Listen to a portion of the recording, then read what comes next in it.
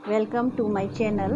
आज हम आप लोगों के लिए पाश्चात्य समाजशास्त्री कार्ल मार्क्स का जीवन परिचय के बारे में बताते हैं, जो बहुत ही इम्पोर्टेंट है आपके एग्ज़ाम के पॉइंट ऑफ व्यू से।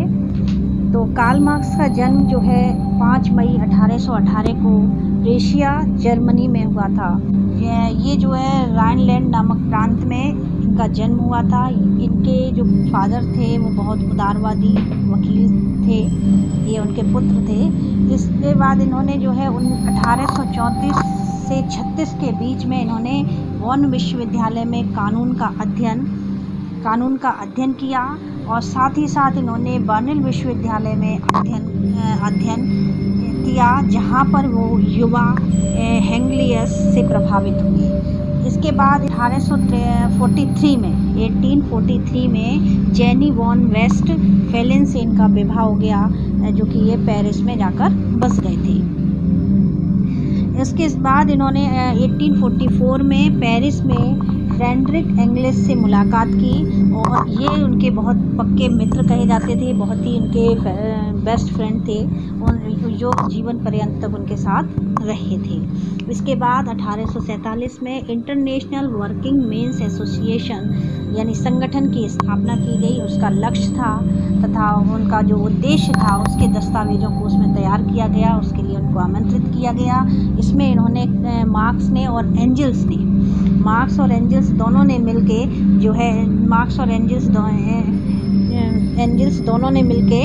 जो है manifesto of the community party का प्रकाशन किया। ये आपका 1848 में इन्होंने किया था। इसके बाद क्या हुआ कि इनको 1849 में इनको देश निकाला मिल गया। इनका जो है मृत्यु पर्यंत ये उसके बाद जो है इंग्लैंड में निवास किया इन्होंने। इसके बाद 1852 में the edict Brumaire of Louis Bonaparte का प्रकाशन किया और 1859 में इन्होंने एक constitution to the creative of political economy का प्रकाशन किया। इसके बाद इन्होंने 1867 में कैपिटल के प्रथम खंड को प्रकाशित किया। उसके बाद इनका जो है 1818 में जेनी वॉन वेस्ट फेलिन की मृत्यु हो गई। उसके उपरांत ही 1883 में कार्ल मार्क्स का भी निधन हो गया और कार्ल मार्क्स का निधन हुआ और ये जो है लंदन के हाईगेट सीमेट्री में दफनाई गई। इसके बाद हम इनके बारे में चर्चा कर लेते हैं थोड़ी सी कि जो है कार्ल मार्क्स जो है जर्मनी के निवासी थे और ये देश से निकाले जाने के कारण उन्होंने अपना जो अधिकतम समय था वो ब्रिटेन में बिताया था और उसके बाद इन्होंने क्रांतिकारी राजनीतिक विचारकों के कारण भी उन्हें न केवल अपनी मातृभूमि जो है ऑस्ट्रिया तथा फ्रांस से भी निकाला गया, मतलब उनको अपनी मातृभूमि से भी निकाला गया था, जो ऑस्ट्रिया और फ्रांस थी उससे भी उनको निकाला गया।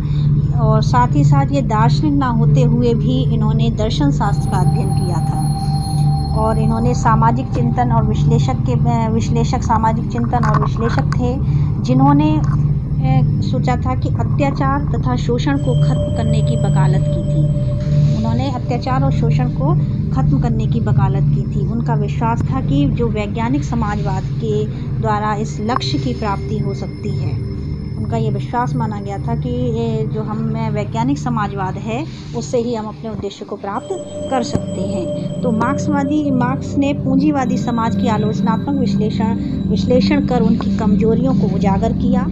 ठीक है, उसके बाद ही समाज को भी कार्ल मार्क्स ने विभिन्न चरणों में उन्नति की। जो समाजशास्त्र के जो चरण थे वो मुख्य थे। इसमें आपको कभी कभी उसमें भी पूछा जाता है सीक्वेंस में। तो पहला आपका आदिम साम्यवाद था, दूसरा दास्तव था, दास्ता को प्राचीन भी कहा जाता है, और तीसरा आपका सामंतवादी व्यवस्था थी, चौथी आपकी पूंजीवादी व्यवस्था थी। लेकिन इसके साथ साथ भी उनका मानना था कि बहुत ही जल्दी इसका स्थान जो है समाजवाद ले लेगा।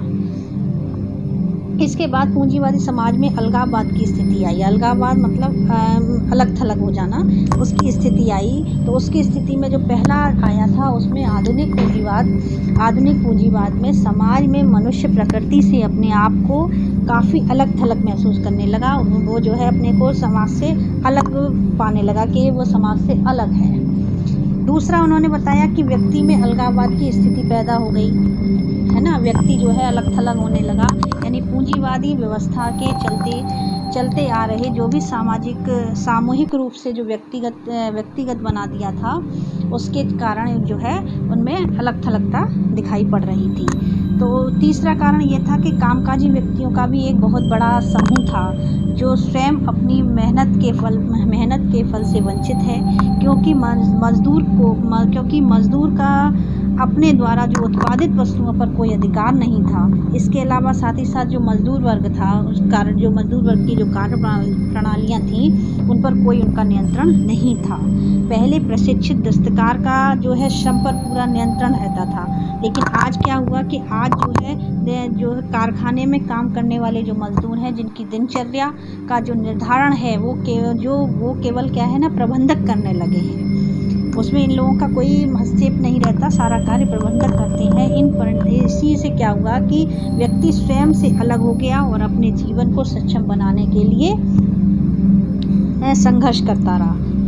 यहाँ तक कि वो जो है अपने आप को जो है जीवन कह सकते हैं कि अपने आप को अलग महसूस करने लगा। तो आज तो क्या हुआ कि वह आज अपने जीवन पर उसका कोई भी नियंत्रण नहीं रहा, तो वो अपनी जो है तुलना जो है दूसरों से बहुत ही कम उसमें करने लगा। इसके साथ साथ क्या हुआ कि जो ये व्यवस्था थी उसमें शोषण तथा अत्याचारों पर भी बहुत ज़्यादा आधारित था। लेकिन फिर भी क्या हुआ कि पूंजीवादी और जो मानव विकास में जो पूंजीवादी थे, कार्ल मार्क्स का मानना था कि जो पूंजीवादी और मानव इतिहास में एक आवश्यक या प्रगतिशील जो चरण था, उसमें जो है शोषण और गरीबी को समाप्त करने के लिए ही उन्होंने आवश्यक उसको माना था। जो भविष्य में जो समान अधिकार की जो वकालत करना था, तो उसमें शोषण और गरीबी को समाप्त करना था। तो पूंजीवादी समाज में जो परिवर्तन आया वो सर्वहारा वर्ग या बुजुर्गा वर्ग भी कह सकते हैं इसको, तो उसके द्वारा आया था। तो इसका जो शोषण के कारण जो भी एक साथ मिलकर जो क्रांतिकारी जो परिवर्तन आए वो समाप्त कर दिए गए, तथा समानता पर आधारित समाजवादी जो थी वो समाज की जो स्थापना हुई वो पूंजीवादी व्यवस्था के कार्य प्रणाली को समझाने के लिए की गई। इसके बाद क्या हुआ कि मार्क्स ने जो है राजनीतिक और सामाजिक विशेषकर सभी तरीकों से उनका जो है गहन अध्ययन किया, यानी राजनीतिक, सामाजिक और विशेषकर आर्थिक रूप से इन्होंने आर्थिक रूप पर जो है विशेष बल दिया था। तो अर्थव्यवस्था के बारे में जो मार्क्स की जो धारणा थी कि उत्पादन के तरीकों पर आधारित थी, है ना, उत्पादन के तरीकों पर आधारित थी, जिसका संबंध ऐतिहासिक काल से होता था। जैसे ऐतिहासिक काल में हमने आपको पहले ही बताया कि जो है उसमें जो उन्नति के जो चरण थे, आदिम समाज था, दास्ता युगता प्राचीन था जो, उसके बाद आपका सामंतवादी था, है ना, उसके बाद पूंजीवादी था। तो ये व्यवस्था जो थी आपकी सामंतवादी व्यवस्था थी, पूंजीवादी व्यवस्था थी। उसके बाद ये जो है आपको जो है तीसरी व्यवस्था भी जो है आ रही थी, उसको जो कहा गया था कि आपकी जो है समाजवादी व्यवस्था भी जल्दी ही आने वाली थी। इसके बाद ही इन्होंने जो है सामान्य स्तर पर उत्पादन की व्यवस्था एक काल और विशेष के रूप में जीवन की विशेषताओं को दिखाती थी, जिस प्रकार कह सकते हैं कि एक इमारत के आधार पर जो नींव खड़ी की जाती है, जिस पर इमारत खड़ी होती है, और उसमें फिर जो एक ढांचा बनाया जाता है जो इस नींव पर खड़ा हुआ है, इसी प्रकार यहाँ पर जो नींव है वो अर्थव्यवस्था के आधार पर आधारित है। ठीक है। इसके बाद इन्होंने उत्पादन संबंध के अंतर्गत वे सभी आर्थिक संबंध आते हैं जो मजदूर संगठन के रूप में उत्पादन में भाग लेते हैं। ठीक है। इसके बाद बात करते हैं कि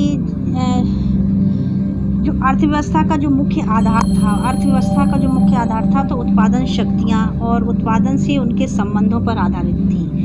ये जो है पॉइंट आपका एग्जाम में भी कई बार पूछा गया है, उत्पादन शक्ति और उत्पादन से उनके संबंधों पर किस प्रकार से वो आधारित थे। तो इसके बाद इन्होंने अधोसंरचना अधिसंरचना की बात करी थी। तो अधिसंरचना में इन्होंने कला, कानून, साहित्य तथा विभिन्न प्रकार के विश्वासों और सोच जैसी संस्थाएं बताई थी। कार्ल मार्क्स का कहना था कि व्यक्ति की सोच और विश्वास ने उसी अर्थव्यवस्था से जन्म लिया है जिसका वे हिस्सा है। व्यक्ति अपनी जीवनचर्या कैसे कमाता है, इससे निर्धारित होता है कि उसकी सोच कैसी है।